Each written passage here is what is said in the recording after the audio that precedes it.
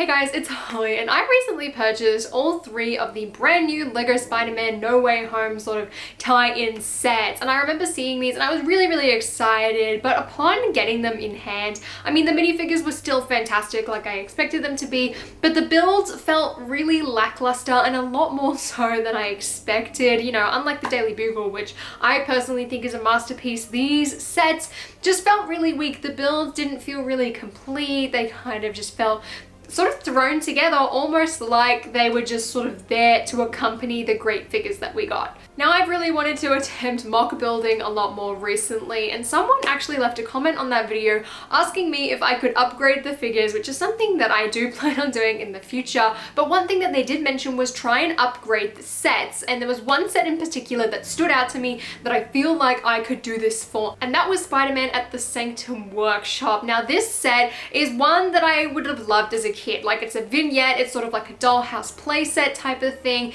but it just felt really awkwardly sized, which I wasn't a fan of. It also felt very empty, which again, wasn't a huge fan of, so I took it apart and rebuilt it. Now, in order to do this and upgrade it, I wanted to try my best to keep as many of the original pieces in the build as possible and not really add too many additional parts. And if I did have to add additional parts, I wanted them to be things that were easy to swap out. Like, maybe if I had like a 2x2, you could have it a 1x1 instead, and just make it easy, just in case any of you guys actually want to try this out for some reason. But here is the build that I managed to come up with. Now, in total, there's only really like 8 or 9 pieces that I had to add, and they are all pretty basic. And for the most part, I wanted to keep a lot of sort of the build and the idea of this set and just really repackage it into something that I personally think is a lot better and more practical, at least for me as a collector. So here is the set all rebuilt and put together. Admittedly, I probably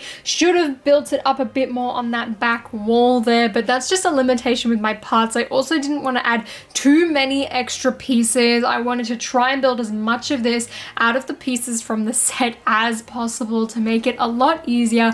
Now, with the minifigures, there aren't too many changes, nor is there any changes with the little monster here, and neither with any of like the little knickknacks. I mostly just took all of them out and then tried to replace them back in. It's mainly just the entire structure and floor layout of this set that's changed. But first up, I want to show you guys the figures. So here are all of the minifigures, and for the most part, they are pretty much exactly the same as they were in the set itself. I was really tempted to swap out Doctor Strange's torso and legs, and even possibly the cape to the one from the Sanctum, and swap out the cape to the one that came with the Spider-Man CMF, which I personally highly recommend is something that you do. I really like the cape piece, but just not on the minifigure. So that is what I would do personally, is get a second Spider-Man from the Marvel CMF and put that cape on Doctor Strange, and also then you get an additional Peter Parker head, which you could put on the Spider-Man figure. But because that figure from the Sanctum is so expensive, I didn't want to swap it out because I wanted to make this as accessible as possible. So I've made very little changes. In fact, Doctor Strange, Spider-Man, and MJ are all exactly the same. The only figures that are different in this set are, firstly, I've added Ned, which is the exact same figure as the one from the Spider-Man figure pack, which I'm pretty sure, at least in Europe and the US, is still on sale. And he's relatively cheap and pretty easy to build as well if you don't have access to that figure pack, as his torso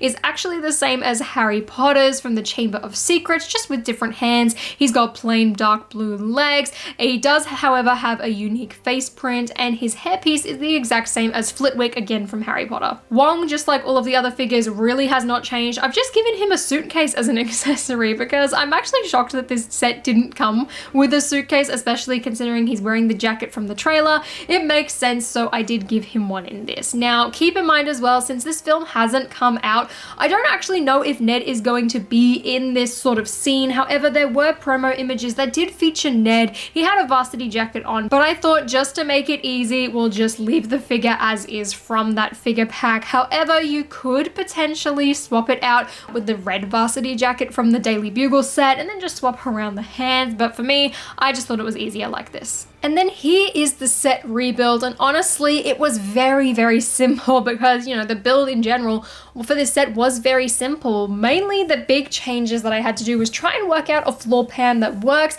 make sure that all of the plates are connected to each other, and I was tossing up between adding the little bit of the cave section. I was thinking about just having it separate and just having this tiny build, but it ended up being pretty easy to incorporate, and I tried to make it as flat as possible. I knew when rebuilding this I wanted to do something like a vignette style. Honestly, one of my inspirations was Bro Thor's house for this set. However, I did really like the window, so I thought I should probably incorporate that still. I loved all of the knickknacks, so I tried to do it as close as possible to that, as well as just chuck in that cave scene. I don't know if this is going to be accurate to the sort of layout from the film. However, I did look at quite a lot of the promotional images, and I saw things like sort of this shelf in the background where Ned, MJ, and Peter are all surrounding Ned's laptop, which kind of reminded me of this little desk here, so I tried to sort of incorporate that. I also wanted to add some of the webs in, so we had the one that was in the set as well as one of the smaller ones, which I've just stuck on the roof at the top. Now this entire layout is a very similar size. I think it might be a couple of studs shorter, but then again,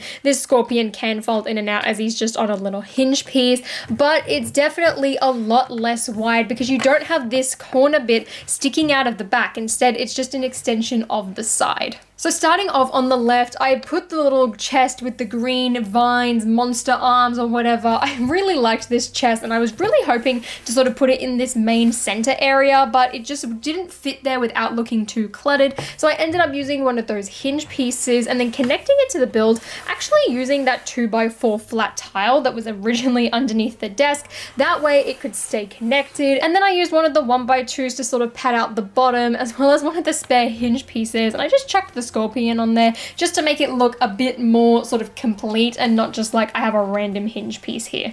So on the left hand side, I've just straight up put this entire little shelf build there, as well as one of those sort of little tabletop pieces that had the crystals, which was on the opposite side of the build. So this is the table from the right hand side, and then this is the shelf from the left. And then because I left a gap in order to fit the window frame there, I've just got one of those 1x3 sloped pieces, which just sort of sticks here just to pad it out a tiny bit there.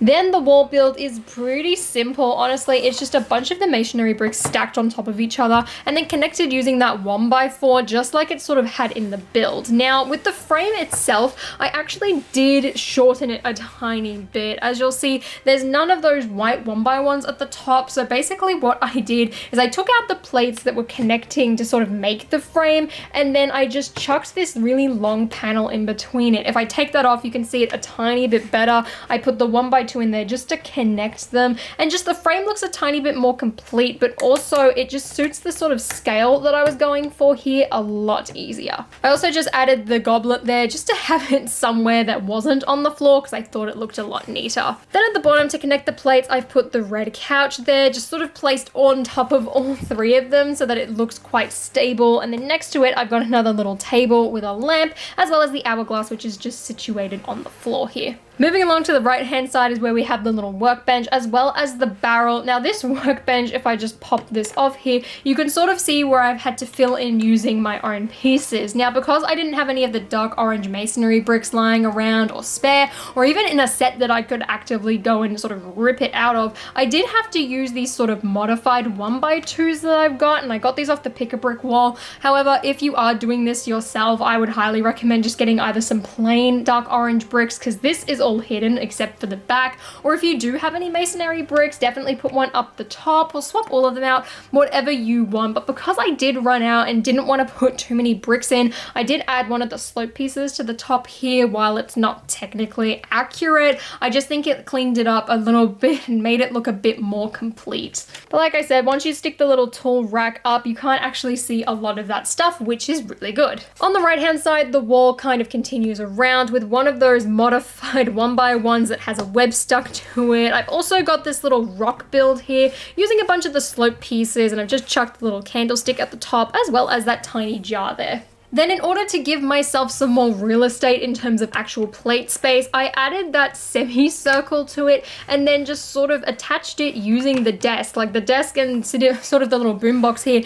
is what is attaching this, even that tiny slope piece a bit, just so that it doesn't fall off. I tried to make this as sturdy as possible. Admittedly though, this like little right hand section is probably the weakest out of all of this, but I feel like for the most part this base section is pretty solid and secure because of how it's built, with all of the furniture bits overlapping on the plates. And then finally on the right hand side, we pretty much have the exact build for the back. I literally just sort of stuck it on the end there and it's connected using those slope pieces. Otherwise, this is exactly the same. It just doesn't stick out as far anymore. Now, if I lift up the build, you can sort of see a bit of the plate work here. So the only piece that I've had to add for this is this big long one here, which I typically had a lot of from my old Hogwarts sets. All of these other plates are from the set itself, which was really easy, and you can sort of see why these two bits on the side here are sort of flimsy. This one's not as bad because it's not as heavy, but yeah, this one where the cave is, just because it's sort of attached just to that little